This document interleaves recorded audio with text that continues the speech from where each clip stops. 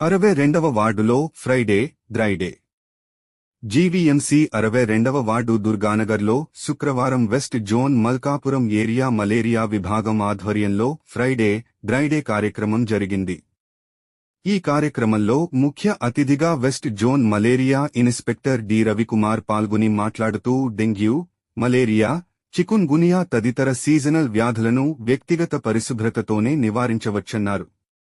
Seasonal వ్యాధులు ప్రబలకుండా ప్రజలు అప్రమత్తంగా ఉండాలని, అందుకు అనుగుణంగా తమ ఇంటితో పాటు ఇంటి చుట్టుపక్కల పరిసరాలను కూడా పరిశుభ్రంగా ఉండేలా చూసుకోవాలని సూచించారు. పరిసరాలలో నీటి నిల్వలు లేకుండా చూసుకోవటంతో పాటు ఇంటిలోని ట్యాంకులు, కుండీలను వారానికి 2 రోజులు శుభ్రపరుస్తూ ప్రతి శుక్రవారం డ్రైడేను పాటించి తద్వారా సీజనల్ వ్యాధుల కారక దోమల వృద్ధిని అరికట్టాలని పిలుపునిచ్చారు.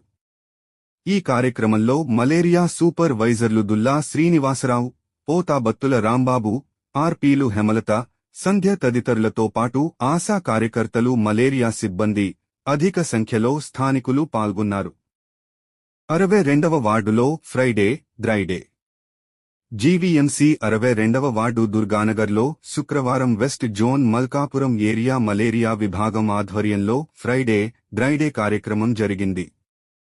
ఈ కార్యక్రమంలో ముఖ్య అతిథిగా west zone malaria inspector D Ravikumar పాల్గొని మాట్లాడుతూ డెంగ్యూ, మలేరియా, చికున్ గునియా తదితర సీజనల్ వ్యాధులను వ్యక్తిగత పరిశుభ్రతతోనే నివారించవచ్చన్నారు.